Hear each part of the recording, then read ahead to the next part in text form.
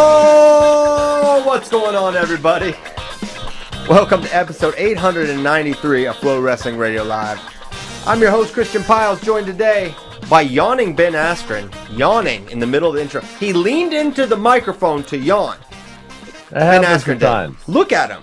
He rolls out of bed. Looks like he probably... No, I was actually up early this morning. Lights a doobie, has a bag of Cheetos, and says, let's talk some wrestling, guys. Dude, you gotta scramble. You gotta evolve. Right. Hold on. I don't eat breakfast generally. I don't smoke doobies. Why is that the second thing I was up early this morning. Ozzy Man Strongboy came out. He had some real Transformers on, the Bumblebee movie. Okay. He was getting fired up. He was pumped. So we got Transformers. We got Shane Sparks. And you don't even know this yet, but you're about to know. Sion Williams is here. Sion, the reason we are starting 3 minutes late is Sion rolls up at 8:15, and with all these requests, he needs all these special accommodations. My lights need to be this way. I need the headset. No, I sit at the back table, not the front. All these demands, and Tyler and JD have to jump and hup too. Otherwise, we're going to be dealing with an angry Sion. But Sion, we are happy you're here. You know, that's not true at all because one, you know, you need the light or I don't have a great smile and you won't even see that. So you have need a great the light smile. for me. You do have a great smile. And as for, you know, CP's talking about Ben smoking doobies, and Ben claims he doesn't smoke doobies. But, you know, Ben, I remember that time me and you were smoking the doobie out in the back. That must have been my brother. All right. We got the Doobie Brothers here, plus Shane Sparks, who probably has seen the Doobie Brothers live. Shane, how are you? Shane definitely has. Doing well. I will say this. I've not seen the Doobie Brothers live, but I am going to see Madonna in August in Chicago. Oh, my God. Did you see her, though? Like, she's got some type of mental disorder where she has to keep doing things to her face. Yeah, here's the deal. I think she's like, the crazy part is my mom is 67. I think she's 64. I wish I could have seen her in 1984, but you got to get the next best thing. I lost in the semis. And the next best thing. Dude, we're not going to medical forfeit out. We're not going to medical forfeit out. I'm showing up. I'm on the backside. I got to get it together. You know, do this for my team. I saw that picture scrolling across my Facebook. I was like, holy crap. It looks like a doll. She looks like the Saw doll. Yeah, that's what I was like. Oh, man. I was like, yeah, some of that plastic surgery stuff doesn't always. Oh, man. People just, you know what? People need to accept, especially Hollywood. We're going to get older. We're going to look a little older. We're going to get a little gray. No big deal. No big deal. That's it. Yeah. That's what happens to human beings. Like, you know, my guess is had she not got any surgery done, she'd probably look pretty good, is my guess. Yeah. Probably. Well, Sion hasn't aged in about 15 years, so I'm starting to get curious about him. I'm like, well, you ever hear the saying, you know, us, I'm not going to, we just don't crack. You can say it, Sion. You hear the saying, black don't crack, you know. Yeah. We might get a little gray, but we'll still look good. Yeah. Sion. Yeah. The ageless Sion. It doesn't work. I'm still getting bigger, wider. Yeah. Sure. But listen, Sion, your big dilemma is that you're really good at making food. So what are you supposed to do? Picasso is gonna paint. Not eat it. A great cook is gonna cook. And so, what a way to go. Yep, crawfish season starting again. The neighborhood love crawfish, you know, so we're probably going to get a couple of bags and test out the first of the crawfish on Friday. All right. Well, I haven't received an invite, but I'm not bitter. Let's get to the other season. It's wrestling season. We have a couple of little odds and ends of things we didn't get to yesterday. We almost didn't get to the Quincy Monday loss to Julian Ramirez in the ensuing intervention we suggested Coach Ayers and company had to get him back down to 57. I think it'd be a big payoff. Is it even pop? Can he even do that still? Yeah, there's still time. Gotta be way. Gotta go down. It's mid-season. It's almost just about 2 weeks left in the season.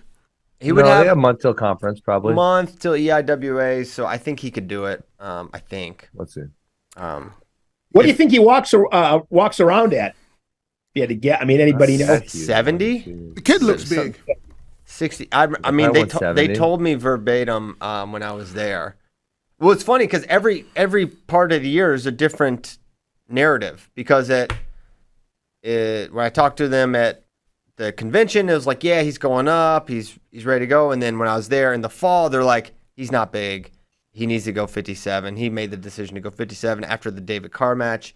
And then Midlands happens, and we have Glory enters at 33, Quincy's at 65. What's going on? And then he wins Midlands at 65. He beats Dean Hamady. And so he's staying up. And now he's lost to Julian Ramirez. But let it not be said that the FRL crew was not Team Quincy 157, go get a title for the Tigers. Whole time. We have not wavered at all. Even after the Hamady, when we were like, no, he's. I don't know. I think he almost a shoe in. That 157 weight class is a train wreck. Yeah. It's not 165. It's not 165. I would say I wouldn't say it's a train wreck. I would say I think there's two big dominant forces there with Peyton Robb and Austin O'Connor. Not dominant forces, two guys that I feel really strongly are going to have a really good March. And I think he's close with those guys, and I would pick him to beat. I'd pick him to beat them both. I would too. I think he's a favorite against both of them, honestly. Yeah, but he's not there. Maybe he'll go back down. It's been a weird season for Princeton in terms of the weight changes and whatnot. But Glory's on his way back down, right? He's there. He wrestled at 25 last week. So, and that seems like that decision. Do you think that's the only guy that could challenge Spencer Lee? Yes. He's the only one. I don't know. Spencer Lee didn't have a good match. You know, he didn't get a pin this weekend. You know. Yeah, that's the standard. He only beat a 2-time All-American by 6. Yeah, that's only by 6. Spencer Lee terms. I know, but it's funny. It's like dog years. Yeah. Actually, the guy he actually wrestled a good. Oh match. wait, I got a tough question for Shane. Shane, I just thought of a really tough question for you. What was more dominant, Max Dean's 2-0 win over Jacob Warner, or Spencer Lee's 7-1 win over Patrick McKee? God, that's a great question. Got to pick one. I only caught the last 30 seconds of Spencer Lee's match with. Don't back out. We were doing. I'm trying to think how that went down. I think that was the first match on Friday. We were the second one, so I was getting ready for that one, or maybe it was vice versa. Yeah, it was flipped. We were first, but I'd say, yeah, man, that's a good question, Ben. I'd probably say, gosh, I'd have to think about. That's a good question. Let me think. Pick, Shane. Both pretty dominating wins. I would say that. Oh my! All right, Shane, you won't. No pick, Shane. The bar for dominance is we're lowering the bar for dominance every show. And Shane is still probably picking Max Murin for being on the podium, which I'm still telling him is not going to happen. One of the guys I think gets on there. And Max has wrestled. He's wrestled pretty well. I mean, I don't think anybody. And I'll tell you this: I don't think anybody on here. Well, maybe I'll ask you guys: is anybody on here saying Max Dean's not getting on not Max Dean? Max Murin I think he's not getting on the podium? I think he's not. Wait, let me rephrase that. He might get on the podium when he's in when everybody takes picture when people just walk around out there. Boy. So he might be walking over the podium right about then. So yeah. So I put Max's chance at placing right kind of down the middle. He definitely can, but he could definitely not. And there's a reason he's been on the round of 12 3 times. And those and Shane, I don't think you can point to a thing that is markedly different in Max's game year over year. Can you? I feel the same way. Yeah, I mean, I think he's always been really good. But I mean, I get it. I think this is his year to punch through. I think he has been more offensive this year, but I know you guys are going to come back with it's the competition. I know that's a fair, that's 49. Fair. But at the same time, I'd have to go back and look at his stats. But in years past, has he put it on guys that aren't very quote unquote, lower ranked guys? He's done it. Yes, we did that 2 shows ago. Okay. Yeah. I would say he's number 10. Yeah. He's number 10 right now, and that's right about right because it was Zapp's 11. Him and Zapp had a close match. Pinero's 9. He lost to Pinero. Van Ness is 12. He's beaten Van Ness. Yeah, I would be kind of surprised if he lost to very many of the guys below him, like Blockus, who he just beat, is 17. But those guys above him seem to beat him almost every time. Mm-hmm. So there's some tough dudes for Absolutely. sure. I mean, Milner's ranked 8th. And Milner, he's good. He's really good. Well, but also, and particularly this conversation, Milner beat him really badly last year. Yep. So, he could do it, but he could definitely not do it. Draw will be very important. I think the last time we were on here, one of you guys was making a case for the Appalachian kid to be number 1 ranked, and I told you all y'all was smoking. Pass me whatever you were smoking. Was that you, CP? Yeah, you just made that up. That entire dynamic up.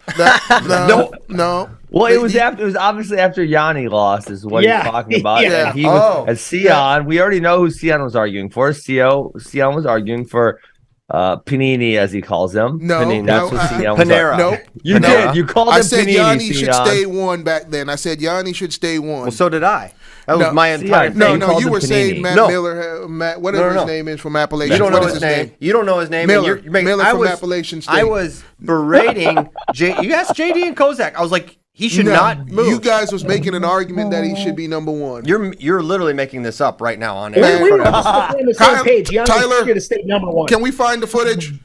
We will. I said he's got to stay number one. Yeah, you called him Panini, so you don't get Panero. where he's ranked. All right, he learned his name. Go.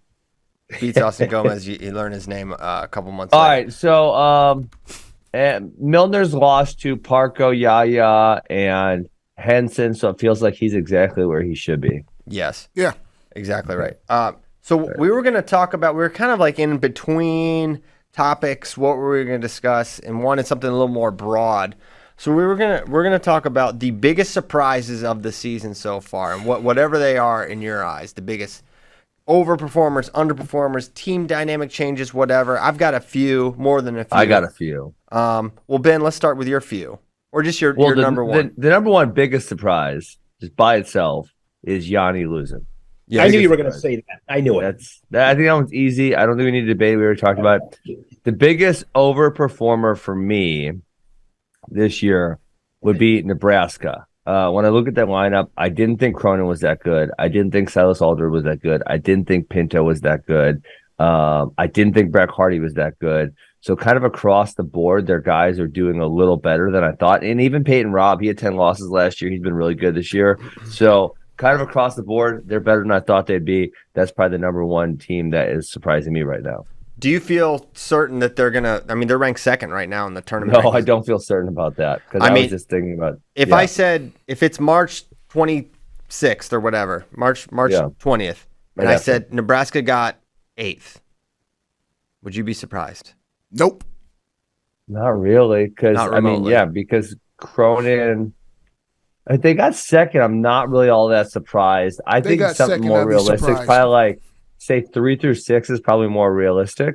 And I think that's probably way harder than I would have had them come in the year. Like when they got the butt kick, when they lost to NDSU, I thought kind of like, well, that's kind of how good I thought them dudes were. Like I thought they had Labriola and they got Rob, and these other dudes are just not all that great. I feel like I could, other than Penn State, I can make an argument for every other team to be like 7 on. And I think that is one of the bigger surprises for me is how fluid this team race has been. Because other than Penn State, which is not fluid, I thought Iowa was just a lock for second, right? Like they're not going to be Penn State, but no one's running them down either. And I really can't feel that way anymore, even though I still think, gun to my head, I'd probably pick them to get second. I don't know. Yeah, I think so. I think gun to your head, that's what you do. It's probably the most likely thing. Well, they got Spencer Lee that score 36 points. Well, Warner's been not quite as. I mean, Warner's probably the one that's brought them down because Cassioppi's still at 3. 2 or 3. Yeah, he's still at 3.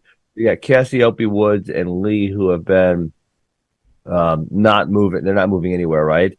And it's really the supporting cast, which has not been very good. Well, because they don't have another guy that's above 10, probably, right? I think there's a lot more people that was expecting more out of 74 and 84, and then they're not really living up to that hype. We were pumping brakes on 84. We were pumping the brakes on any for Abe. I think, but Abe's 9. Abe's 9 right now. Yeah, that's about right. I don't see him getting any higher. I think Kennedy is a guy that you say, okay, there's some promise there for sure. I think he could sneak in at a 7th or 8th. I do too. If Kennedy, if Kennedy was at 57, I think I would feel much more bullish on him placing. I think, and I said this, I said not All-American. I'll raise that slightly. I think I could see him going up to maybe 7th, but I could also see him losing. Facundo and Karchel are 10, 11. Peyton Hall's 12. I could see him losing to all those people. Yeah. Yeah. Peyton Hall beat him pretty good last year at the scuffle. I do think Kennedy's gotten better from last year to this year. I think that's inarguable. He's improved.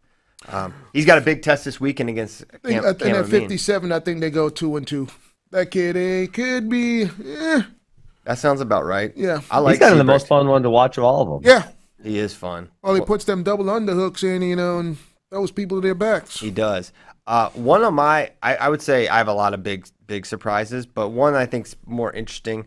I would not have said, because we were talking a lot about the true freshmen coming in this year, talking about Mendez, talking about Swiderski, this guy, that guy, Levi Haynes. Right now, at this point, Levi Haynes is the top one in that group. The best true freshman is Caleb Henson. He has been. I would not have predicted that at all. I would not have predicted that. And listen, I'm a huge Hokie guy, and I liked Henson coming out, but I didn't think year one, this is a guy, and this isn't someone who has, some guys can climb the rankings through not losing, right? And you can, wow, this guy's ranked 6th or 7th. Like, I'm not even going to name a name, but they're there. Henson has beaten Sasso, and he's beaten Milner, and he's beaten all these guys. He's just been fantastic this year as a true freshman. So him being the number one true freshman of the season so far. Now it still remains to be seen how that'll conclude. Casey probably should have redshirted. If this was football terms, I say he has the yips. I don't know. He's on that losing streak. He's just got to find a way. I think if he finds a way to get past, get a couple of wins, I think he could use that to propel him. Yeah, that's possible. He's got a tough last 3 matches before Big 12s. He'll have Happel, Pacino, and Hart. Yeah. Pacino from Illinois? Yeah. Mm-hmm. And Casey Swiderski is a fringe NCAA qualifier at this point. He has really that low? Oh, absolutely. Look at his wins. He doesn't have hardly, he missed a huge chunk of the season. He's going to have to hit that. He might have to. We do think there's an injury. He's going to have to get an automatic qualifier. He's going to have to steal a spot probably, unless he can double enter in the last chance open. He's not going to have enough wins. He's going to have to qualify, so he's going to have to get some upsets. Because he went to Ben's North Country Open, and North Country, he got some wins, but it's got to be NCAA or D1 guys. Ben, why don't you have some D1 guys there, man? What's up with that? Yeah. Next time you have it. Next time I'll bring them. I got all the D1 guys in my room. Well, the last chance qualifier, he could probably enter at 41 and 49, pick up double up those wins. You got a double enter. Let's go. So that's a surprise. I'm looking for the class of 2022, I think. Is there an NCAA rules how many matches you can wrestle in a day? Yes. It's 5? 6. They might have to, make sure that extend the last chance open to 2 days. Yeah. What if you just did the same open, Coach Dresser, free one here. Do the same open 2 days in a row. Get your 6 back. You get 12 matches in a weekend. It's actually not a bad idea. Who says no? Invite the whole crew. Why not? Swiderski sounds like a good idea to me. Swiderski has been my biggest roller coaster this year. For sure, coming into this guy's, I'm really high on this guy. It's a true freshman, too. Yeah, we beat up on Zargo, and they had the close match with Real Woods, and you thought, okay, this guy's going to After the Real Woods match, it was like, this guy could win a title. Yeah. Oh, my gosh. I forgot my biggest surprise, my actual biggest surprise, bigger than Yanni. I could not believe Marcus Coleman beat Aaron Brooks. Yeah. Oh. I think nobody believed that one's going to happen. No. But you get somebody in a 6-point move. Here's a question. Yeah, Yanni loss was a bigger surprise to me. Oh, 100%. He hadn't lost since 2017. Exactly. Which upset is more likely to be replicated? Gomez over Yanni. Gomez I kind of think so, too. Yeah. Gomez over Yanni for sure. If Gomez is back. I mean, there's been no word on his injury, and it just didn't look good. Who knows? I got word he'll be back. I was up there last week. They said he'll be. From what I was told, he's going to be all right. Out there, but how good's he? But who knows, right? Who knows what they Okay, Shane, what's your biggest surprise of the year? Ben, I'm telling you, there's a lot of times. Sometimes people are like, "Oh, I love it when you and Askren go at it on this show." I'm like, "Gosh, I think we agree far more than we disagree, believe it or not." The one team that came to mind for me immediately when Christian texted me this question, I really had one that popped off the charts, and it was Nebraska, for sure. It's a very good team. You lose. They lost a lot, and they are I mean, they're really good. I mean, they're good. They're a really solid team. So that would come to mind. The other one, and this is kind of under the. This one doesn't maybe pop off the charts, but I think Mike Poeta in his second year at Illinois has done a pretty darn good job. You know, Lucas Bird is still a stud. Edmund Ruth, I didn't know much about him. Danny Pacino's had a really good year. Mike Carr out of retirement. Mike Carr coming down. Mike Carr, he couldn't wrestle this last. We had a match this last Sunday. Poeta texted me, Carr won't be going today. He's dissecting bodies for like medical school. That's where he was. I mean, this guy must just be. I was talking to Jim Gibbons and we were just in the hotel lobby. I'm like, when you think about Michael Carr, I mean, this guy must just be like an absolutely amazing human being. I mean, you're going to medical school, doing all this stuff, wrestling in the Big Ten. Like, that is, I can't even wrap my head around the difficulty of that. But, you know, that one comes to mind. And like you guys said, some of these, obviously surprises you wouldn't have picked. I'll never be surprised anybody loses, but I'm not going to sit here and say, I would have predicted them because I wouldn't have. But also, you got to think another surprise is at heavyweight. Did y'all think the Arizona State heavyweight would have taken those losses that he's taken this season? Chance. Yeah, I would have lost big on the. How many does he have now? 3? 3, I think. Yeah, my biggest surprise has unfortunately been Brayton Lee. Yeah, this year. Yeah, he's been rough. Yeah, that's.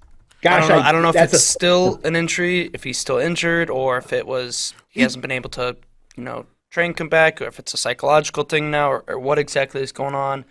But I was really high on Brayton Lee coming back into this season. And well, we thought like when Carr and Monday left the weight class, Brayton Lee was the heir apparent to the national title. Mm-hmm. And now he's not even. He doesn't even have a 500 record. No, he's got to steal a spot at Big Ten. Yeah, almost. Colton's only got 2 losses. Hey, you know what? A big surprise for me this year, and it's a big winner. Because sometimes we get too negative when people do negative things, and we really, really, really ruminate on it. I love what the NCAA did with the 5-match thing with freshmen, because I was just looking at that 2022 big board, and it's like we've seen almost all these guys in some way, shape, or form. That's been awesome. Yeah, so, no brainer. Great job. I think you could take it a step further and just make it for anyone in red shirt should get the 5. I think that'd be smart. I also don't even think it should be 5. I think it should be you get 4 postseasons. 4 postseasons. But you can use them at any point during the regular season. Because I don't think I don't know about what's the negative of that? Don't hate it. What's the negative of that? Because the negative these coaches of that would be that you actually are wrestling a guy and then a coach doesn't like how he's doing or doesn't like the field or something, and at the end says, let's actually make this other guy who hasn't been the guy all year wrestle the postseason because I don't want to waste his year. You know what I'm saying? And then the guy who gets thrown in, he only gets the Big 12s and the NCAAs. I don't know. Maybe they'd like that. I don't maybe see they wouldn't get another shot, but that's the reason I don't care, because I don't think these coaches are going to do that. Yeah, they will. No, I don't think so. Some will. They will on some circumstances, but I think it's really rare that you're going to see that. These guys if they're going to use someone that much of the year. No, I think they do the 4 or 5. The four matches. I think the 4 matches are fair enough because you got the open tournaments. You put them in open tournaments because if you put them in opens, you could see what they could do there, and then you could use them in a couple of higher level dual matches and see what they could do there, and then decide to put them. But then again, some of these guys, they need that year to red shirt because coaches are like, hey, I'm gonna put you out there. That your red shirt year is when you regularly party. Now you're taking away their whole party year, and the next year they're in the lineup. They'll be coming in fat and out of shape. I think 5 is really good, and you get to look at a lot of these guys. It also adds a little bit of intrigue. Like, are they going to wrestle them? Are they going to redshirt them? We don't know. We're not certain. How many matches do they have left? Great talking points. Great for the media. I'm in. Speaking of the 5, we were talking about Dayton Pitzer and where he's at. He actually still has 1 more because back-to-back duels count as 1. What? Yes. Really? On different days? Yes. Really? I knew Collegiate Duels was 1, but I thought it was 1 because it was one event. Don't ask. It's just true. That doesn't even make any sense, Christian. It doesn't have to make sense to be true. I want to see that one. I don't know. Is that true? Why? It's true. Pull that up. I want to see that. I want to see that in writing. Put the rule on the screen. Yeah, I want to see that in writing. Report it. Tyler. No, the burden of proof is on you guys to prove me wrong. I know I'm right. So you guys, yeah, I do the homework. Y'all figure it out. Make stuff up, Christian. So it's I didn't make it up. Gates unless they're back to back. Prove me wrong. Text the coach right now. I'd like to phone a coach. Hold on, let me see. Okay, Sion, you got one coach friend to phone. Who are you phoning? For the rules? Yeah. I'll call Cody Sanderson. Yeah. All right, there we go. He knows the rules. Yes, he would know the rules. All right. Yeah, that one's been huge. You know the guy who would have been great, but I think you guys said he's injured for a few of these duels, and the team could have used him. Would have been Feldman. We didn't see him in any duels, and they had what was his damn name? Hogan Swensky or something like that. Yeah. Oh man, we should have put Feldman in. One or two. It's been wrestling pretty much. I thought with this rules, like we would have saw a lot more of these guys participating in open tournaments, but they literally couldn't. These coaches are saving them for dual meets because they can swing an entire duel. Dayton Pitzer could have swung an entire duel early, and then they started using him. And now true freshmen literally cannot wrestle the first half, which is when a lot of the open tournaments are. Which kind of sucks, then. Every time they wrestle counts as a date. They have to wrestle attached. Now it makes open tournaments. These were the weakest open tournaments I've seen in, ever. Yeah, we've seen the fall of the open tournament for sure. Like even Southern Scuffle. Midlands. I thought they were way watered down than they have been in the past. Definitely. I'm not sure if we'll ever see a CKLV is still really tough. CKLV, yeah, because that's a good, but that's team. You can't just enter individuals in that one and let they change that a little. Right, it's not an open, and you can't bring backups. You only get one per weight. So what you think? All these tournaments need to move to second semester? No. Southern Scuffle is second semester. I think Midlands, it maybe depends on it's second semester because all schools are out of they're the same week. I know, but one's before New Year and one's after, so I don't know when technically if it's like when the semester ends or if it's when the second semester starts. Yeah. Besides Midlands and Scuffle this year, all the matches have been great. Like dual meets have had all the good people in there, very few people sitting and ducking.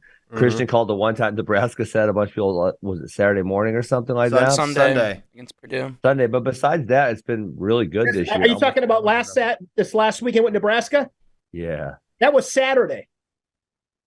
Ha! Take that, Pyles. Yeah, they wrestled on Saturday night, back to back. Okay. That's not really the point. The point is they didn't wrestle. I'll change the subject to the fact that Liam and Peyton wrestled the easier guys on the weekend. That was my whole point. That's it. My whole thing on that is as long as you win. Sure. The team won the dual meet. That's not a very Shane Sparks take. I know. Because it's an individual sport. Here's why that just makes, and I get what you guys are saying. That would just make sense to me. It's back-to-back days. It's later in the season. I don't know if this is true or not. So this is a complete, Tony Ursuline coached at Nebraska for a long time. Maybe it was I don't know if that had anything to do with it. So you're saying they were throwing Tony Ursuline some points? Is that what you're saying? I'm gonna put someone on the phone. We're gonna get clarification on this rule right now. Listen up. I'm putting on speaker. Who are you calling? Listen.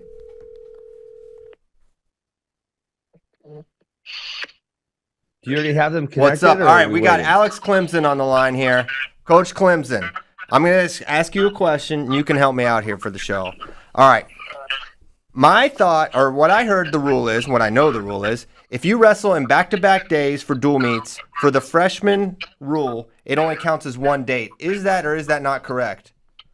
So my liaison for compliance is actually sitting in my office. We're meeting about another topic, but from her understanding, the true freshman rule states that you get 5 dates of competition.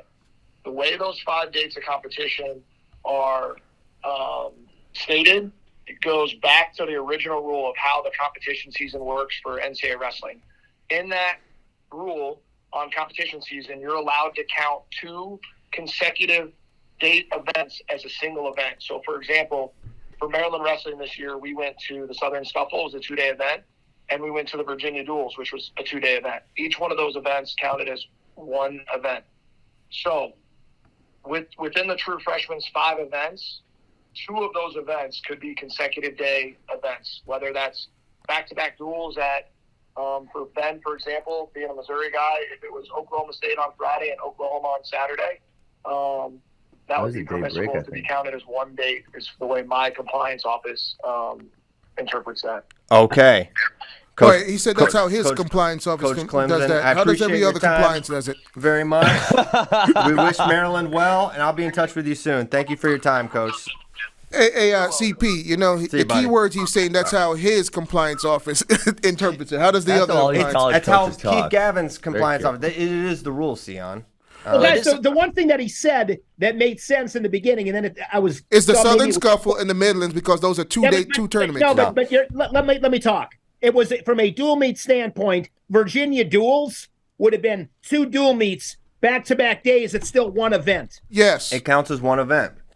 Yeah, that makes sense to me. What Keith Gavin, but the same for these duels for Pitt. It counted as one event because he wrestled in back-to-back days. That was one event for Pitt. Yeah, that one surprised me. That does. But that's 2 different events. When if it's Oklahoma, like the example he used was Oklahoma State. That's 2 different events. That was actually a Friday and Sunday, so he was kind of incorrect on that one. No, it's just an example. Yeah, I got it. You guys are all missing. The point is, I'm right and you're wrong. We don't know that. Also, the point is that the rule should be more clear, and it shouldn't be left up to, well, my compliance interprets it. Exactly. He's just giving himself a little air cover there. He's trying not to be like, that's how they do it. That's all he's doing. He knows the rule. Well, you can read the rule book. I read the rule book when it happened, and it listed... I wrote the rule book, JD. This is my rule. It said events. Like, it didn't... There was no clarification. I understand why you're confused. I'm just telling you what the rule. I didn't know that it was the rule. I want to see the rule book. It is the rule. I want to see the rule book. I don't believe Sion, you wouldn't read it if I gave you the rule book anyways. I don't know what you're talking about. Send it to me in audio. All right. I want to listen to the rule book. All right. Sion, what's your biggest surprise? I'm going to say Iowa State ranked 3rd. You know, it's been... Wait, they're ranked 3rd still? How did this happen? They're 6th. Which poll? Depends on what poll you're looking at, you know. They're 6th in our team tournament rankings right now. They are 6th. So, you know, Iowa State being in the top 10, that hasn't been done in, I don't know, since the Cale Sanderson era. So, you know, kind of happy to see them back up there. KJ's doing first year. Yeah. So, seeing Iowa State do well, pulling in some decent recruits. I think it's all a big setup for Sion heartbreak.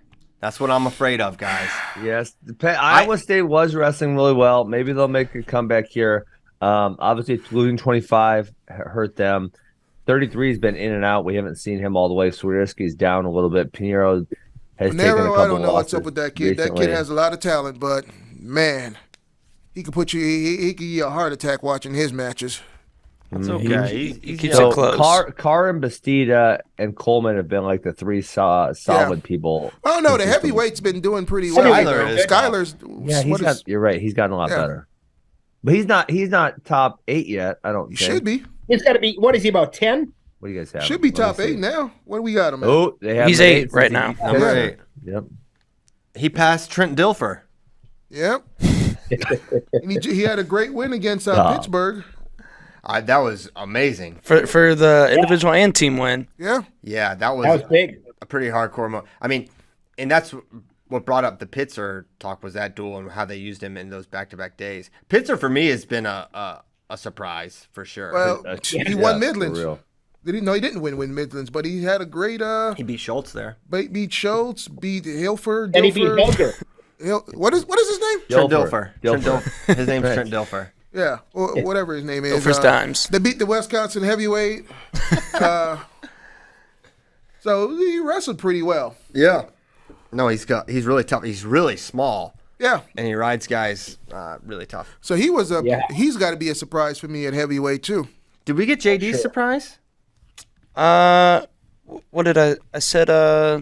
Aaron Brayton Lee was my big surprise. Big one. Sad. Just 197, which we all knew coming in this year is going to be probably nuts. But if you compare the top 10 from what it is now to what it started, it's so different. It's like Jacob Warner was number 2 preseason. He's out of the top 10. Stephen Buchanan transfers. You've got Michael Beard beating Max Dean. Ethan Laird now in the top 10 after being outside. You've got Silas Allred top 10. Didn't see that coming. There have been a lot of changes there. I'm going to say where did Silas Allred start? Probably out. Probably not right. I'm going to say 4 out of those top 10 guys are not going to be on the podium. But hold on. Well, by definition, when you look at the current top 9, yeah, Bonacorsi, Dean, Bastina, Beard, Elam, Truax, Laird, Trumbull, Sloan. That's not really that surprising. If I read you that list preseason, you would say, where are Warner and Buchanan? But besides that, I don't think you'd be all that surprised. Nino num 1? He was in NCAA Finals 2 years ago. Yeah, that's fair. I mean, he's really good. Surprised. Well, I'm still surprised. I'm not surprised to see him all jumbled up, but if you would have said Nino Bonacorsi number 1, I would be surprised based off of how his year ended last year. Yes, he was my fantasy guy at that weight class. He kind of screwed me. Last year? Yeah. Oh, my God. So I'm not happy with him. Wow. And you do not want to be in Sion's doghouse. Believe you me. He lost. Yeah, he blew that match against Gavin Hoffman, but then he lost to Rocky on the backside. I mean, he beat. How about Gavin Hoffman, man? I thought he would have great NCAAs. But Gavin Hoffman was never that good, guys. One person talk. Stop interrupting each other. It's terrible. Just wait. It's like back-to-back interruptions. Okay. All right, I'm done. I thought Hoffman was. Hoffman was a total surprise semifinalist. He was a 20-some seed. 20-something. 20-some seed made the semis. So he's just kind of back to your regularly scheduled program, I would say. He's good. He can beat some guys. Some guys can beat him. He's got flashes, but man, I wasn't coming in this year be like Gavin Hoffman taking a big step forward.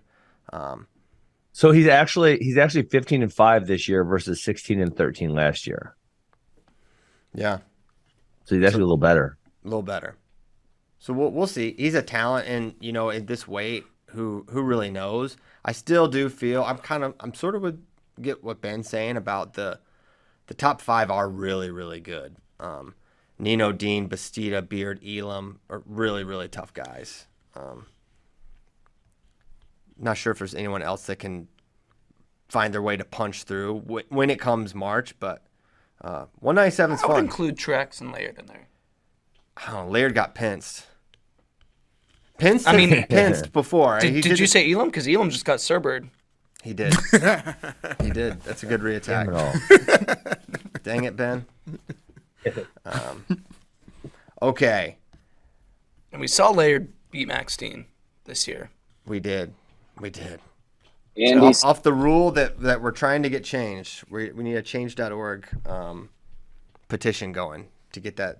What do you think about this takedown, Shane? I don't know if we've talked about the zero reaction time takedown, the rear standing Granby takedown thing. I've raged on it. Let's let Shane rage if he wants to rage against this machine. Yeah, I mean, I don't have a beef with it.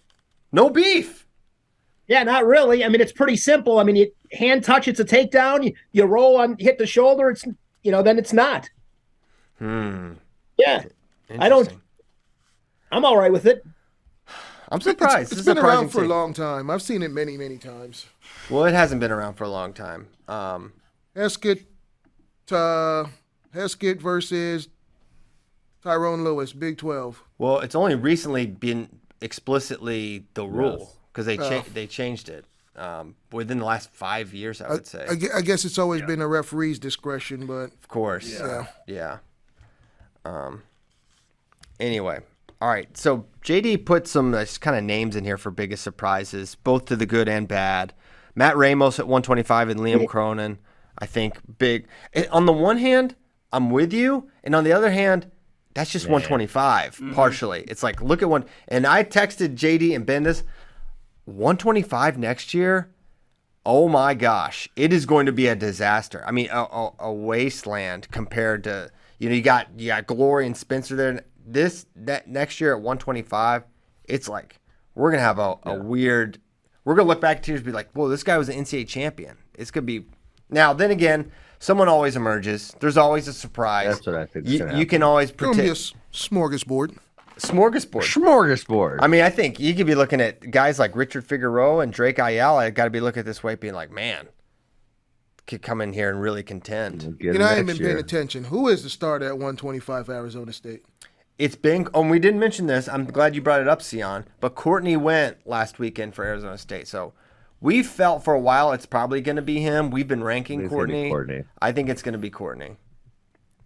And what's the other guy's record? Is he still He has a good record. He's been fine this year. I mean, he won CKLV, right? Yeah. It's pretty. It's 14-0. 14-0. That's solid. And then Courtney has one loss. Yes. That's funny. Figueroa's actually 17-0 over the last 2 years. No losses. Wow. Hodgewatch. Next Kale. Bonus People is are saying. I got a question. Should we be like NIA when you're allowed to take like 14 guys to nationals? No. Do it. I wouldn't like that. I like the 10. Pick your 10. Okay. High school, I wish it was different in Wisconsin. What do you think about that, Ben? High school what? In high school, I wish you could take more kids to a state tournament. I don't know. I do kind of. I mean, I was joking, but I do kind of like the one per team. If it was, I don't know if there's more. Maybe I probably wouldn't hate it, but I think it's good the way it is. High school season starts. State championship season. I got to hang out in JD's backyard this weekend up in Kearney, Nebraska. Smelling pig shit and it's actually cow. Cow shit? Okay. Yeah. Cow's not bad. Yeah. We should stack rank manures. Got to hang out with, the Kearney staff, good guys there, watch some high school regional, districts. It's good to watch some good matches. State duels. State duels, yeah. You're right. Same thing. Same thing. Okay. Other surprises. Sammy Alvarez is at Oklahoma State. He transfers because he can't make weight at 141 anymore, so he goes to Oklahoma State, where he then enters the Edinburgh Open at 141 and wins it. At which point I have to imagine Coach Goodale has to throw something against the television in rage. Like, what the heck? So that's an interesting dynamic. Can you imagine? The coach is like, he can't make it anymore. Transfers, makes it, wins an Open. For an open tournament at a month later. So, wow. So funny. Any other big surprises? Ed Ruth 2 is really good. The dominance of Andrew Lira's has been surprising that's a to good me. one. That's surprising. I think we all expected him to be very good, but I mean, if it weren't for Spencer, he would be right up there with like Mason Paris for Hodge. Yeah, and for me, if you've listened to the show much, this show's been pretty bullish on Aliras for a while. So on the one hand, I'm kind of like, well, this is sort of what I thought could happen. On the other hand, it's pretty rare you see after 2 years this kind of a jump, right? Well, he always had the potential. He's 100%. always been at the door, but now something turned and he's literally walked in the door and locking it behind him, locking everybody else out. Yeah. You guys say potential, but it was more that I guess I would say more the consistency, right? He had the big wins, but then he'd also have these losses that weren't all that good. And Christian it's his fourth year of college, right? So to your point, very, very rarely does someone really turn a corner that many years after. But he really has. He's not been an All-American for 2020, 2021, 2022, and now he's looking like he's going to get it done. Well, I would say I would kind of push back that he had the big wins. He didn't have any real big wins. He had the senior nationals, though, where he beat like Joey McKenna. Sure. I mean, Dylan Ragusin made senior national finals. that same tournament. No, that was a weak one. But he beat Nick Lee. He beat who'd you say, JD? Joey McKenna. McKenna. I mean, he had some really crazy wins. That's freestyle, though. Yeah, I mean, he did that, and then he had several years in a row afterwards. I mean, where he didn't beat that level of caliber in NCAA wrestling. He did not have big folk style wins. His best win is Hart, Carlson. South Dakota State. Yeah, Carlson. He didn't have that level of wins. So okay, so we that's fair. So we've seen him have that level win in freestyle, but not in folk style. Right. Okay. I think he had high school credential, and then when he won that open, that freestyle, it catapulted him a little more farther. Like, okay, there's a lot of expectation, and then he didn't live up to any of that expectation. But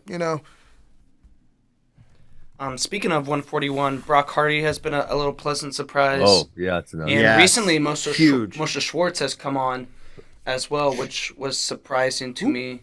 Moshe Schwartz, he's now the Oklahoma 141. That's a surprising one. Yeah, and he's had a couple big wins recently, which have surprised me. Yeah, Hardy honestly is huge. I didn't expect him to come out. Well, first of all, the North Dakota That's another State one who's duel in there like 6 year of college. that we've referenced. Well, he this took duel 2 a years lot, off. but he lost to Drogo Miller, but he was sort of back last year and did some. But you're like, okay, I guess he's just gonna. But then he comes out this year. He's been. Yes, since the loss to Drogo Miller, he's been great. Mm-hmm. I mean, how many 6-year seniors is there wrestling this year? He's like a 6-year sophomore. Because he took a 2-year mission. I think he is. I think you're close, Christian. I think he's in his 4 years at least since he's out of high school, right? Yeah, he's I think he's class of 2018, and now it's 2023, and this says redshirt freshman year. Good Lord. Yeah, I think that's right. What? Yeah, he's a freshman. Because you mix in when you mix in because is he a Mormon guy? Yes. Yeah, so you mix the mission in, and then the way the COVID stuff fell, and 2021 didn't count, and I mean, all of a sudden it's like, here we are. So he might have grandkids before he leaves college. It's possible. I also just following up on the Ragusan thing. You kind of dismissed his run there at Senior Nationals. He beat Sean Russell and Darian Cruz en route to the finals. Well, if you want to talk about get tech fall by everyone in freestyle, I don't think that's true. You want to talk about freestyle rounds? You might tech fall them. The famous of all of them was Carter Young. Oh, that was a wild one. You cannot overreact. A freestyle performance should put them on your radar, but I think even with Andrew, who was and Carter, really they did it off leg attacks. They weren't some parterre specialist. Though Aliers has a great lace transition game. Yes, but but overreacting is so much fun. I love overreacting. It is fun. Never mind. Always overreact. I think we mentioned Pinheiro, but Pinheiro was still such a surprise because you're right. I agree. He came out and beat Austin Gomez week 1, and overtime. Yanni. He's another guy we saw the potential there, but they fixed his cardio. Musakayev level would fall off cliffs. Turns out he had sickle cell anemia. They get that fixed, and he's pretty much good to go. He's a top 10 guy. Yeah, I mean his the Murin win was incredibly impressive too. Just like being like, all right, I'm not going to tiebreakers with this dude. Let me get this takedown at Carver, your first year. That's really impressive. Yeah, there've been a lot of surprises this year. I think it made the wrestling a little more exciting. Our first official out of COVID. COVID no longer exists. Okay, COVID does exist. I'm not saying boy. COVID doesn't exist. Our Facebook numbers are plummeting as we speak. But the non-COVID, now that it's back to normal, and I think wrestling is starting to get exciting again. I think during those last 2 years, one, COVID canceled in 1 year, and the next year there's a lot of people that just ducked each other going up to NCAAs, which is one of the reasons I think NCAAs had a lot of upsets last year because people just didn't wrestle each other. Yeah. There's like a lot of the top guys used to go in there with 20, 30 matches. Nowadays you're looking at people, they got 8 and 9 matches. I think another thing that's going to help college wrestling is like just had a lot of the same cast of characters. I think people will be excited as you get kind of a refreshing. You get some of these more seasoned wrestlers out, and you get these new. We've had Yanni and Spencer. They're going for their 4th this year, but it's both their 6th year. Mm-hmm. Isn't it like the 7th? College, so. Isn't it 6 for one and like 7 for the other? No, same year, same class. Same class? Mm-hmm. Okay. Both true freshmen national champions. Both doctors at this point. Both doctors. Speaking of Iowa middleweights that have been a surprise, Kobe Seabrick has been 100%. Now he's an All-American contender at 157. I don't think anybody was predicting that. He wasn't even my pick to start. No, wasn't he like 6th year too? It's his 4th year in college, and I went back and re-listened to the Caleb Pyles Iowa breakdown coming into this year, and it was like Ratchie. Brett Lee Reyna were like the names getting thrown around. Even Riggins was. Riggins. We were like, are they going to have to use Aiden Riggins as a true freshman? And I think even Iowa wasn't talking about Seabrick like preseason as one of the guys, if I'm remembering correctly. But he certainly emerged as the clear guy there. A top 10 guy. Top 10 definitely. He could sneak in there. And the fun thing about Seabrick is the way he's doing it too. Yeah. It's just he's a savage, Yeah. He can scramble people to their back for sure. Ben may yell at me for saying he can scramble. I think he's a pretty good scrambler. Yeah, no, he's solid. Yeah. Is he an Askren guy? I'm just kidding. He kind of looks like it with his hair. Well, the hair, yeah. That's what, we're profiling now. I see how you do it. Yeah, you make all your guys have the same hair as you. Mitchell Messenbrink, you said, get a perm, grow it out, and greatness will happen. Seabrick and Levi Haynes look like twins. Levi really? Yes. I don't. With the hair. His hair's not like. Needs a little more poof. He's got a little. His is sort of wavy. When those guys were wrestling a couple of weeks ago, and I was right by the mat, it was like I'm looking at I'm like, these guys look identical with their hair. Levi and Ben. Levi, no, it's Seabrick. Oh, okay, oh, yeah. Yeah, I'm with you. I was at that match. Great match out there. That Iowa Penn State. Oh, I'm sure you did love it. I loved it. It's a great match. So funny. My one last surprise: Caliendo at 165. Beast. Did not expect him to be this good. Has split with Shane Griffith, and his only other loss is Keegan. I think he took down Keegan twice. Yeah. So he's a guy who I think, because he goes to NDSU, is flying under the radar for a lot of casual college wrestling fans, but definitely a guy who could make a weight make some noise at a really tough weight in Tulsa. Yeah. I just want to read some results here for Andrew Lears. I had to work so hard to find these, so you guys got to let me read them. I've been working on this for 20 minutes now. I see. I've been working on this. Okay. This was always in high school. Tech Fall, Kendall Coleman, 10-0. Tech Fall, Caden G. Feller. Tech Fall, Yaya Thomas, 10-0. Tech Fall, Nick Lee, 10-0. Tech Fall, Dom Demas, 12-2. He beat Dean Heil, 12-4. So it feels like when there's that many, he lost to Bryce Meredith 8-7. Well, it feels like when there's that many, it feels like if it was a freestyle thing and he was just getting sneaky, there wouldn't be that many. That's how it feels to me. Yeah. I mean, there was a reason he was the number 3 overall recruit class of 2019. So wait, is he a junior this year, or has he got another year? He has another year. Because 2021 didn't count, and he never redshirted. This is his 4th varsity season. Oh, it is national. The COVID year where it didn't count, he was hurt. He was 4-1 that year. So he went as a true freshman in 2021. That negates. So he'll have 1 year left after this. Correct. Yep. But he could technically redshirt and then wrestle. But the ones that see him doing that. The ones that hit the jackpot were the ones who did the Olympic redshirt in 2020. Yeah. Like Makai Lewis. They jackpotted. Yeah. Dayton Yanni. And then they got an extra year. Mm-hmm. That's where you get the 7th or 8th year guys, some of those guys with that. Yeah. Did Dayton technically Olympic redshirt that year? Yeah. Okay. Mm-hmm. Oh, I didn't know, because wasn't he also suspended that year? Yeah. Suspended for a couple of matches. Yeah, not from season. Not from NCAA. Okay. Yeah. I didn't remember. I thought he was. He sat out. I thought it was till like February. Didn't he come back in February? He was suspended for NCAA for Some of the matches, because that's how come that other Oklahoma State kid had to wrestle in the lineup for a little while. Oh, that's right. He came back. He came back 2021, but he only wrestled February of 2021. Oh, that's right. Yeah. That's right. That's what it was. So wait, is anybody talking about the Missouri? Isn't the Missouri Iowa State this weekend? Keegan. It's next week. Oh, wow. Next Wednesday. Actually. David Carr versus That's on a Keegan Wednesday O'Toole. night. It's on a Wednesday. It's the night before their high school state tournament. Oh, that's awesome. So awesome. I'll be boots on the ground.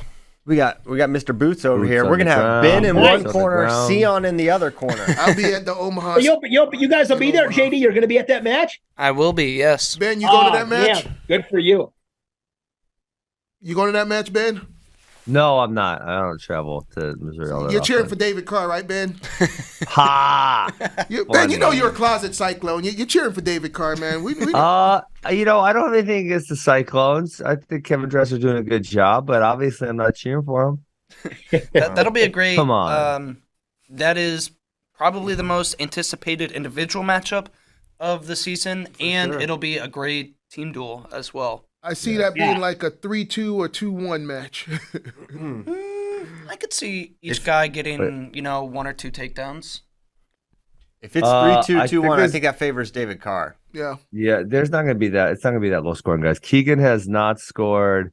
He had a 3-0 win over Peyton Hall this year, and besides that, he's got one match under 4 points, I think, in his career, maybe. Like, it's pretty rare. It's not a lot. Peyton Hall took him down. Should have been 3-2.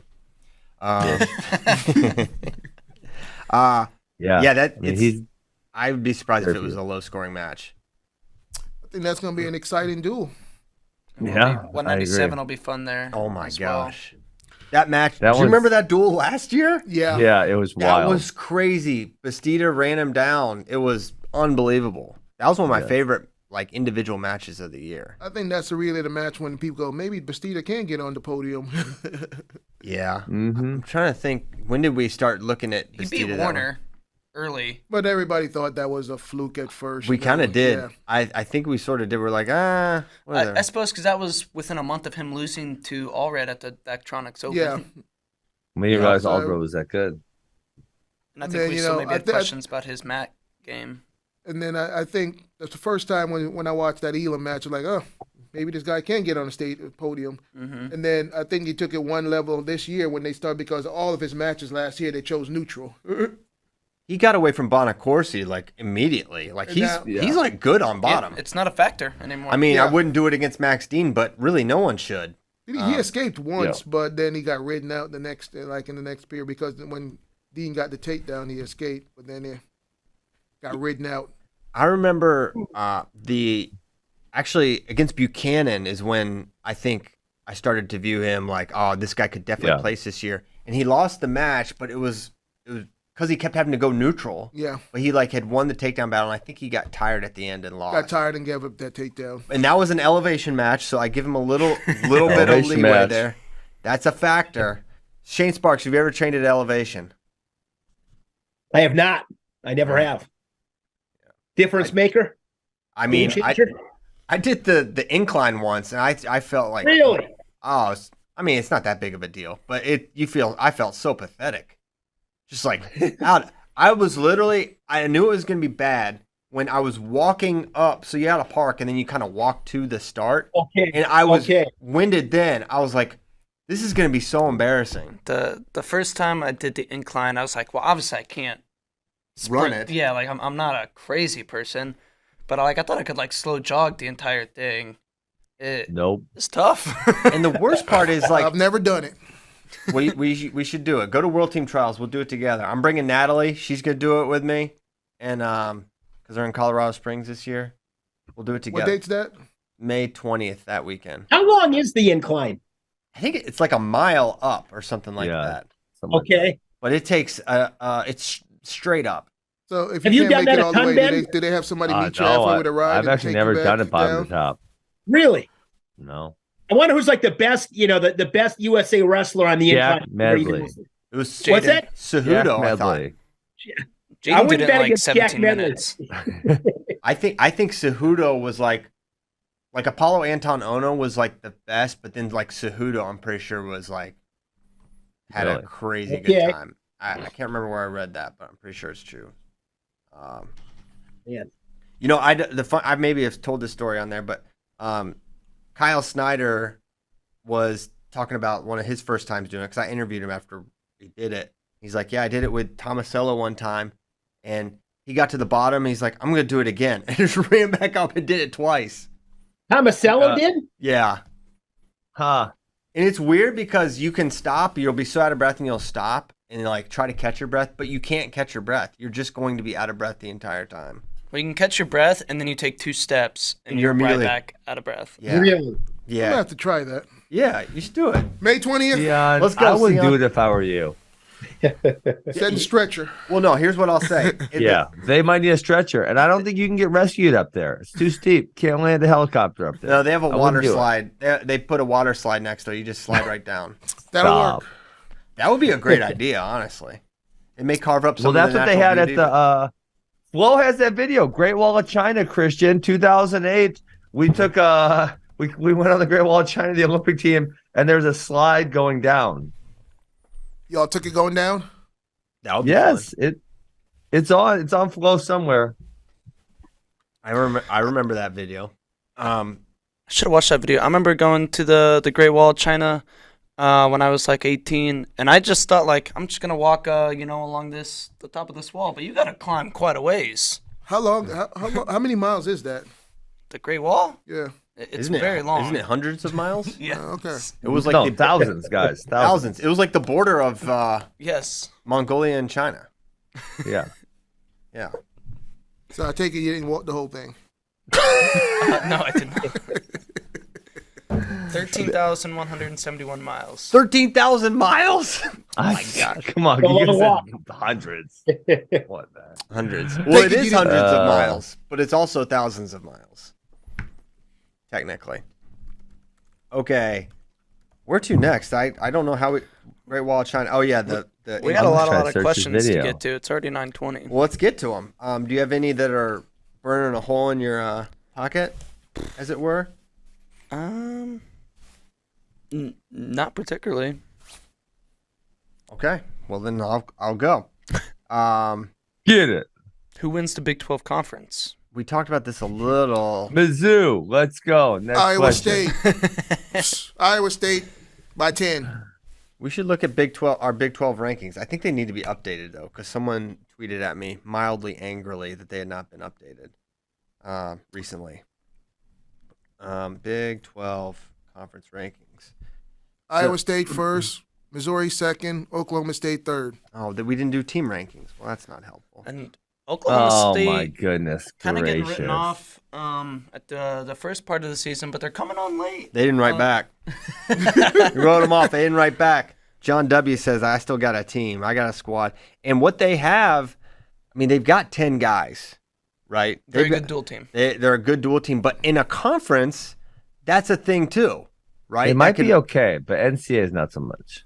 Exactly. Because it's just Dayton at NCAAs is going to be the bulk of their points. Well, we'll see about that. We will see. No, Withlake could come on, What's his name? Withlake? Whatever. Whatever you think it is what it is. Yeah. Yeah. Yeah. And he just lost this weekend, right? To Michigan. No. Whitlake. Did he? Oh, yeah. Did Fine Silver beat him? He lost to Fine Silver 2-0. Oh, wow. Yeah. Fine Silver's tough, but yeah, that's a escape win. and riding time. That's a kind of guy you're going to have in the round of 12 or early round of Or NCAAs. you got Plot, too, I think Plot places high. Yeah. Carter Young and they've got a couple will sees. You've got Dayton, 20 points minimum. You've got Plot, could be top 4. Then you've got the Carter Youngs, maybe a Voinovich, maybe a G, maybe a Serber, maybe the other guy we were just talking about. Oh, Whitlake. They're like, they could. G Feller is one of those guys that you thought would have been better, after his freshman year, taking out Nick Lee. Like, I thought he'd be an All-American by now. Yeah, I mean, was he a 2 seed at NCAAs? 1, 2, or 3 seeds, and then 20. That'd be 18 NCAA. 19. You sure about that? Guys, I got Terry Brands riding down the slide, smiling his ass off. I just put in the Doc Tyler, and I am threatening a security guard with a slingshot here. Just FYI. Wow. Bad boy Ben. Yeah, you guys want to see the slide, Tyler? It's at the end of the video. Terry Brands at like Keep going, 304. dude. Terry Keep doing Terry Brands is so happy, like 304. Just every time we see Terry mad, we just need to play his video. He's just smiling, happy, riding down the slide in China. I love it. So amazing. I guess he was the 7 seed. I thought he? I thought he was higher than that. I thought. Yeah, he was... me too.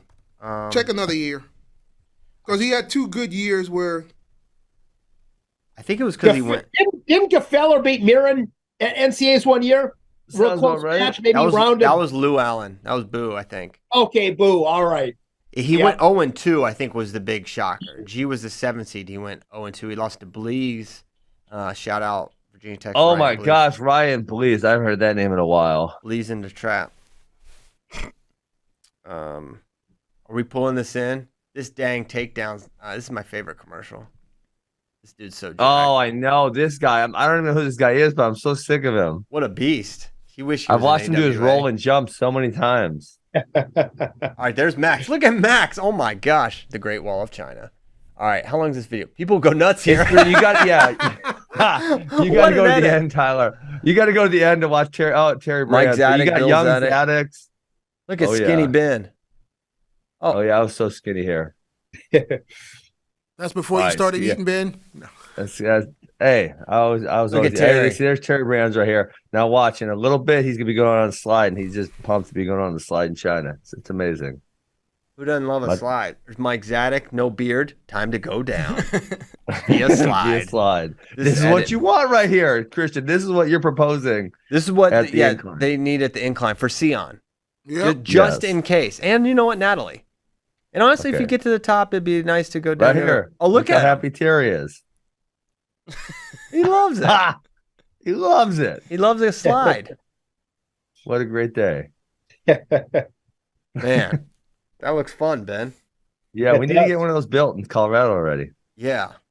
There's Bill Zadek. He can maybe get one built. He lives there. Coach Zadek, what do you think? Less focus on the men's freestyle team, more focus on slide installation on hikes. This is seriously funny. Okay. I mean, I don't know why I'm surprised this show's all over the place.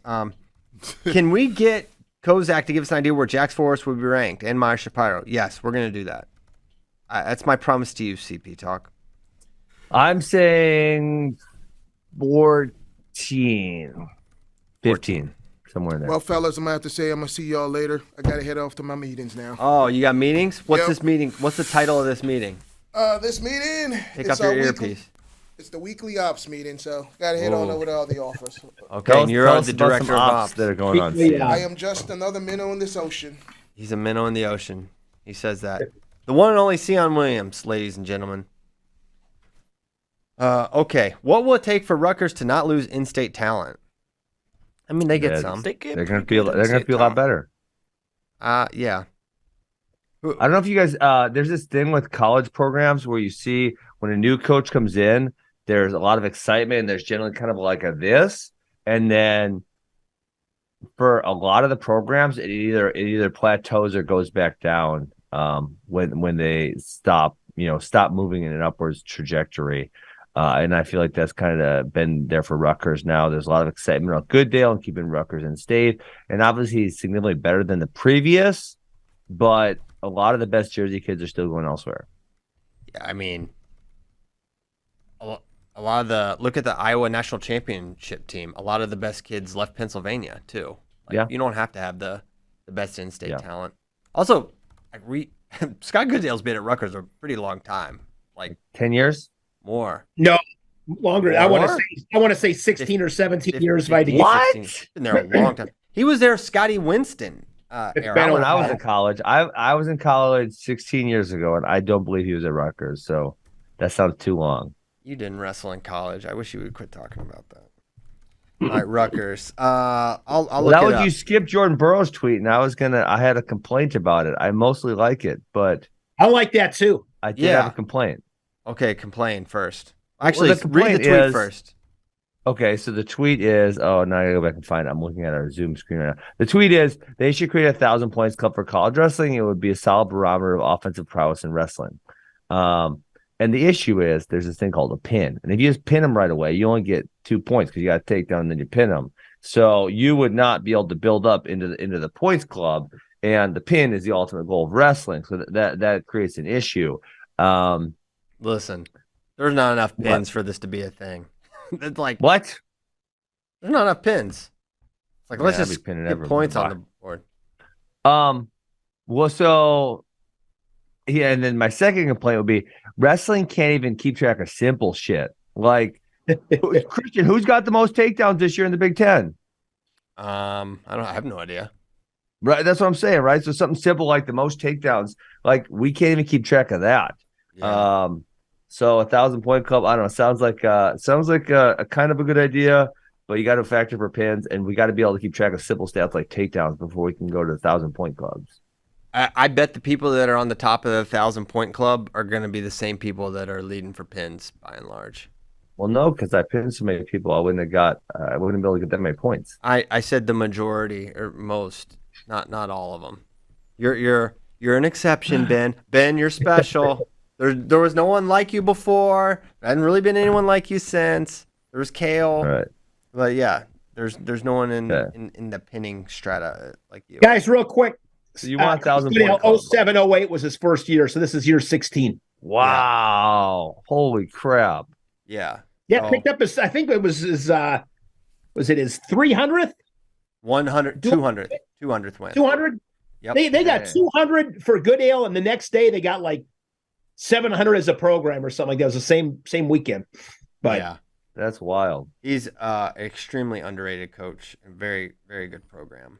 Yeah, that is. I mean, I think you would have this criticism of me, Christian, but I'm hard on Iowa sometimes. There's certain other programs, but it is so hard. And say like a Rutgers, for example, it is so hard to be like a not great program. I mean, Rutgers wasn't even good when Goodale took over, right? And then turn them into like a perennial powerhouse.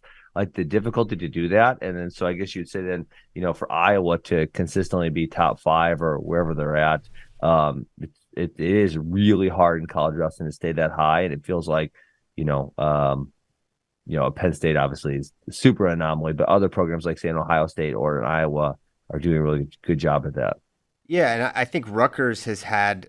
I mean, you look at. I mean, the dual stat is relevant because they are putting out year in year out a very competitive lineup. They're not going to have 2 national champs every year. They're not going to have someone in the finals every year, but They have quality guys up and down the lineup on a very, very consistent basis. And that was not reality for basically the entirety of Rutgers Wrestling's existence. So I give a lot of credit to Coach.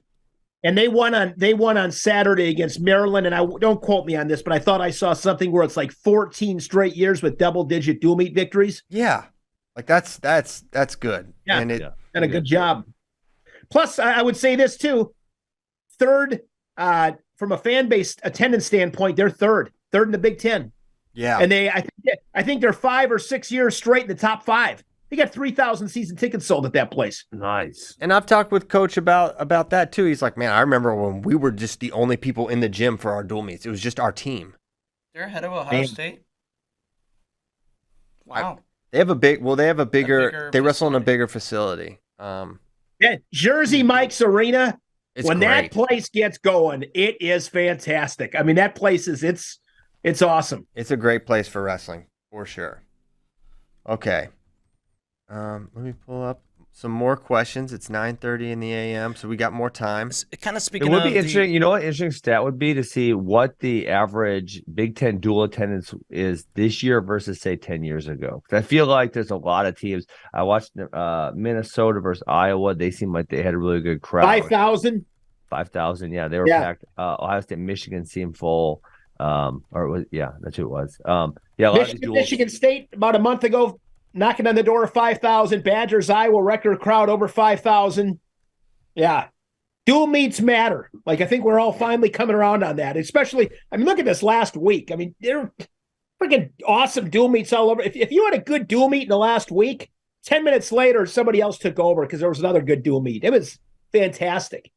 Yeah, it's been great. And we were jaded a little by all the ducking and stuff that had been happening. But to Sion's point, and something we haven't given credit for, but the matches have basically been happening after last year when you're just in the year before where you're just assuming you're not going to see the good match. It's more and more of a rarity. So there's other issues in the sport, but that's definitely happening. Mm-hmm. I'll call back to yet Monday's show where Ben said that Bo Bartlett would pin me in 12 seconds. Looks like according to ChatGPT, the jury is still out because Fresh HEG says I tried to get an answer from ChatGPT, but it couldn't help saying, "I'm sorry, I don't have information about a specific wrestling match between Christian Pyles and Bo Bartlett and whether or not Christian Pyles was able to avoid being pinned for 12 seconds." So we're not sure. I might be able to last because remember that's my goal. These other fools, they go out. I got a question. Yeah. Shane Sparks, Christian Pyles, JD Rader. Who lasts the longest against Bo Bartlett? JD. Come on, JD's really good. JD's what, 20 years? JD, you're what, 26? But maybe JD will be a little overconfident, thinks he can go with them a little bit, and then boom, all of a sudden, boom. That's possible, but still, he's way, way, way better. He's he's younger, but the youth doesn't even matter. JD's like on a completely. This guy 4-time All-State in the state of Iowa. That was a long time ago. Does he have a wrestle stat? Oh, I just found his wrestle stat. Oh man. Oh boy. Oh, your senior year. JD, where did you go to high school? Tough one. South Hamilton High School. Okay. Mean streets, Shane. Mean streets. Yeah, he's got a wrestle stat. Found it. 15 and 10 in 2018. It's not bad. Baby. Not bad. Not bad at You all. beat number 1 ranked Cody Hay. I don't know what division he's number 1 ranked in. Whoa, Tyler with the look at JD. Pull. Look at that. Number 6, William Escobar. Look at the screen, Ben. Look at JD. Triumphant. Oh, look at you go, JD. That's awesome. Yeah. Yeah. Look at that. Look at that tape job on that wrist. I don't know what that tape on that wrist, though. That wrist was broken that year. Broken? Someone advised you poorly, though. Because when you tape your wrist with a broken wrist, Wow. Excuses are for wusses. They are. And many people are saying you said it first. It's true. For wrestling in the state tournament with a broken wrist. Very similar to no ACLs. Mm-hmm. JD, how old were you when you could grow the stash? Like this, not until I don't know, maybe late college. Yeah, that's oh my gosh, look at this. That's awesome. Oh my goodness gracious, JD. All right, Tyler, find a picture of Shane Sparks from high school now.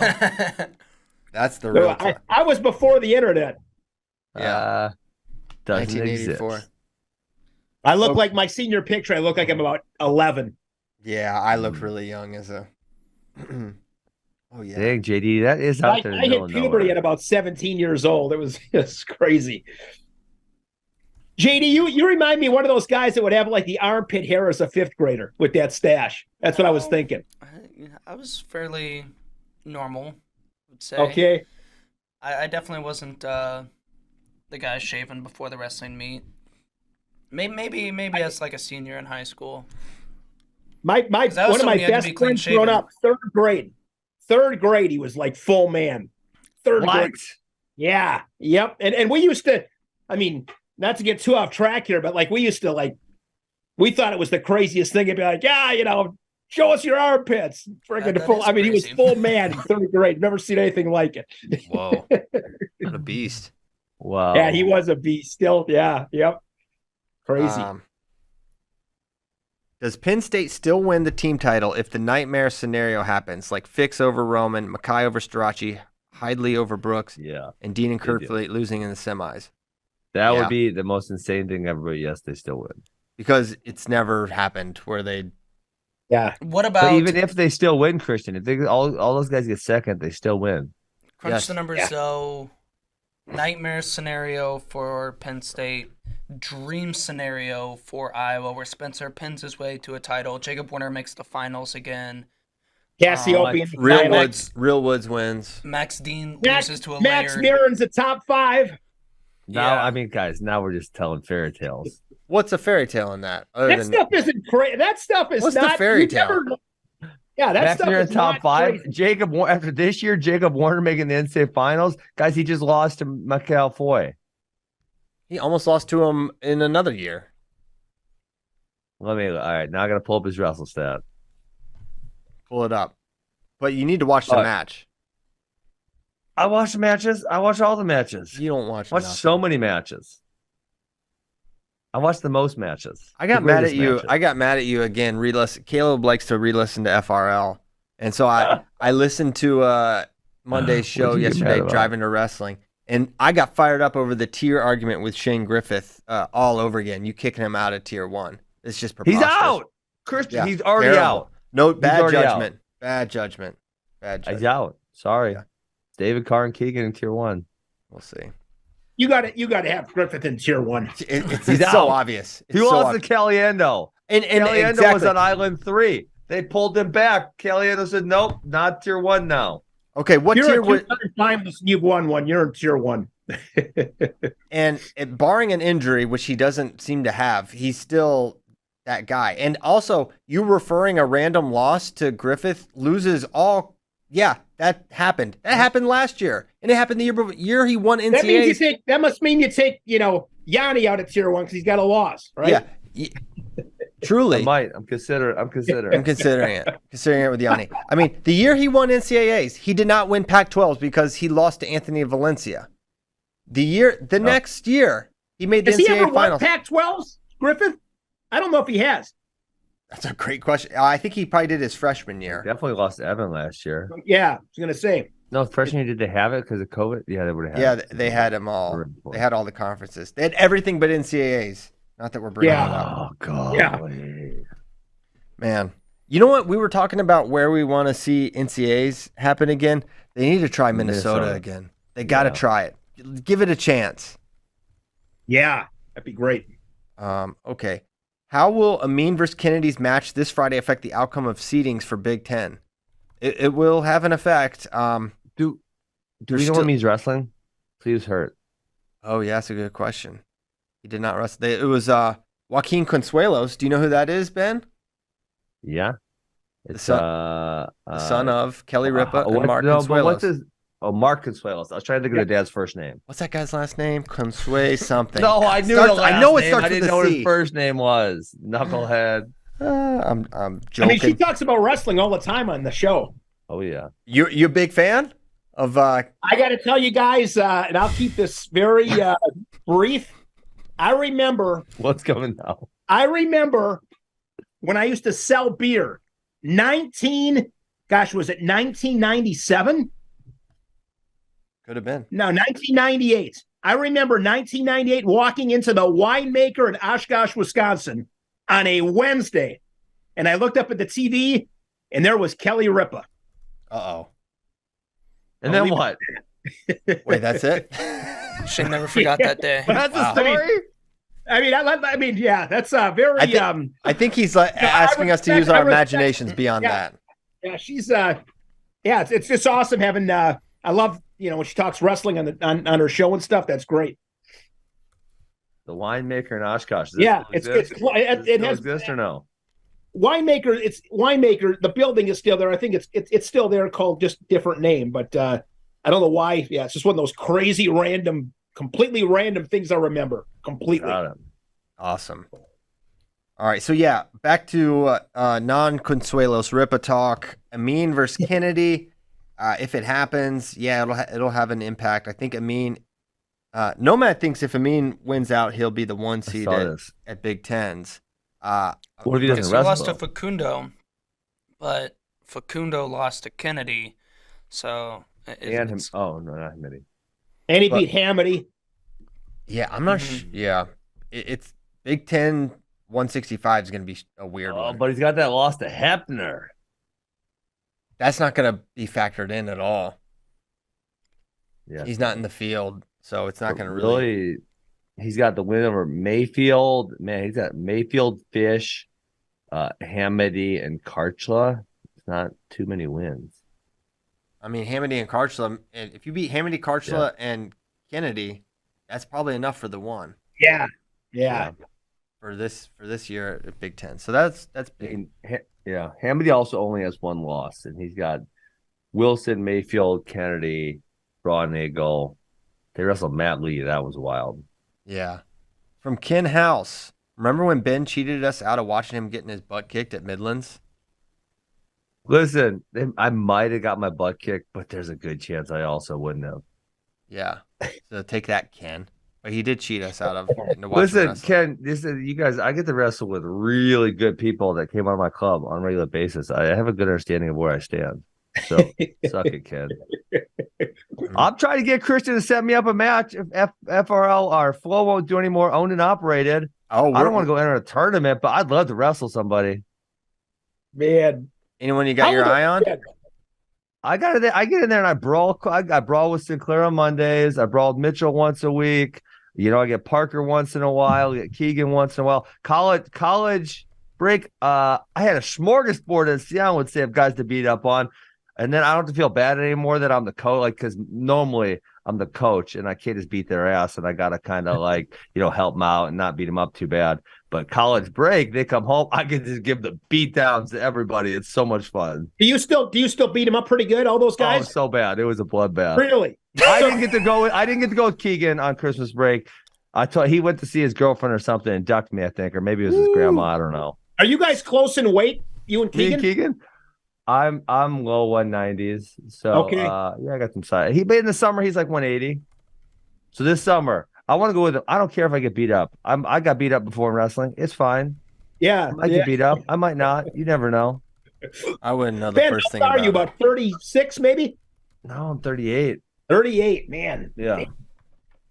Ben, get it going. Get it going, Pyles. Owned and operated. I want a piece of somebody. Have any of your AWA guys surpassed you? Are there any of them that have been able to beat you?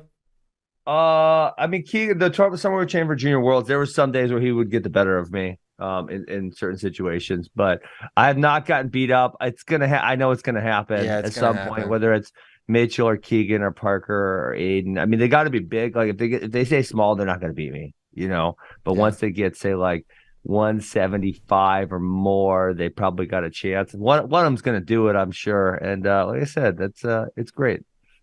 Yeah, I've taken a button before. I'm sure I'll take one again. Nobody will probably pound you though for a while. Like you know what I mean? Probably not. I can usually stay competitive, be strategic. Yeah, sure it'll happen at some point though. Okay, Ozzy Strongman, he's right around the corner. Ozzy Man Strong Boy, that's a good point. I'll be old by that point. I cannot, man. There better not be any momentum behind this. I mean, I know it's not possible, but multiple people trying to say a pin should be worth less than a tech fall. I think that's the craziest. They're dumb. The craziest thought ever.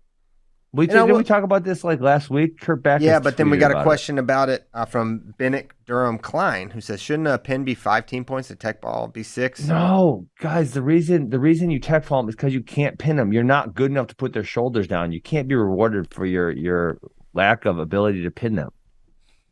What I would you could. I'm not interested. Guys, I just got a really good analogy. I think it's pretty good. Okay. One of the most exciting plays in baseball is a triple, right?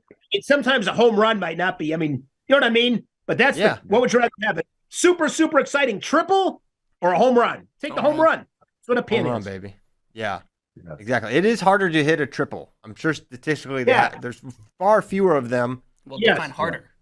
Just by. But guys, how many people go on the wrestling mat? I mean, even like Spencer Lee, who's one of the best tech fall guys ever. Guys, he tech falls them because he's not able to put their shoulders flat. When he's able to put their shoulders flat, he does that and he pins them. Yeah. It's simple. Triples are harder because you have to hit the ball in a very specific place in the park, and you have to have a certain amount of speed to get it. But no one tries to hit a triple. I would only try to hit triples. Yeah, you're right. Because it is. I would be a triple specialist. Just because it is statistically happens fewer times per season does not necessarily make it harder.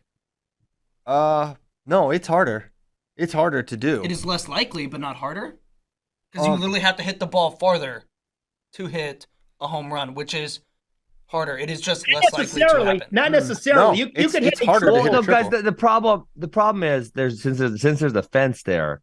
The home run means anything that's 345 feet or whatever and more, right? So anything over this threshold gets to be a home run. So yes, it is more likely than someone who hits it in, the corner from say 312 feet to 345 feet and in the edge. You know what I'm saying? If you gave all the best hitters, I suppose you also have to be fast. Yeah, That's if you gave all the best hitters or whoever in Major League Baseball, and you said you have to try to hit triples now instead of home runs, they would hit far fewer triples than home runs. Yeah, 100%. It's harder to do because you have to hit a very specific place. You have to have a certain amount of speed. It's really tough. Couple of good bounces, maybe. It's harder. Maybe it should be worth more. You crazy. He's team tech fall for 6. Pins are the coward's way out, says JD. He thinks Ben's the biggest. He thinks Ben's the biggest coward in NCAA history.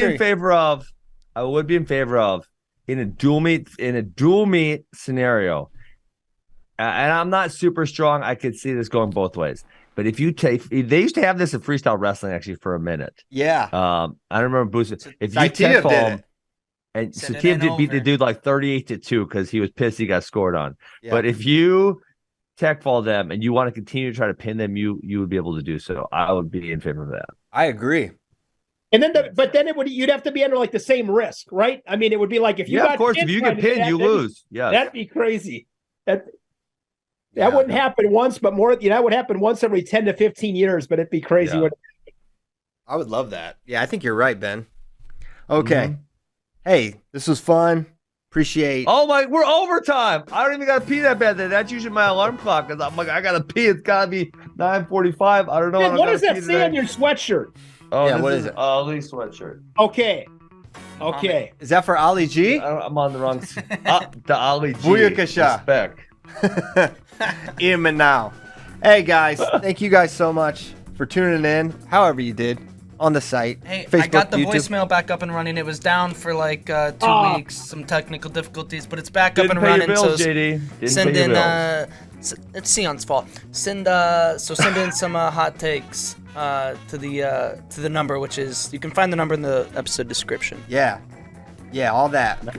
We'll be back tomorrow. We'll be doing picks, baby. I'm gonna be running down Ben. I already put JD in the rear view, and that's over. That rivalry is done. No rivalry. See you guys. Yeah. I'm going to lose by 10. Thanks, Shane. You're the man.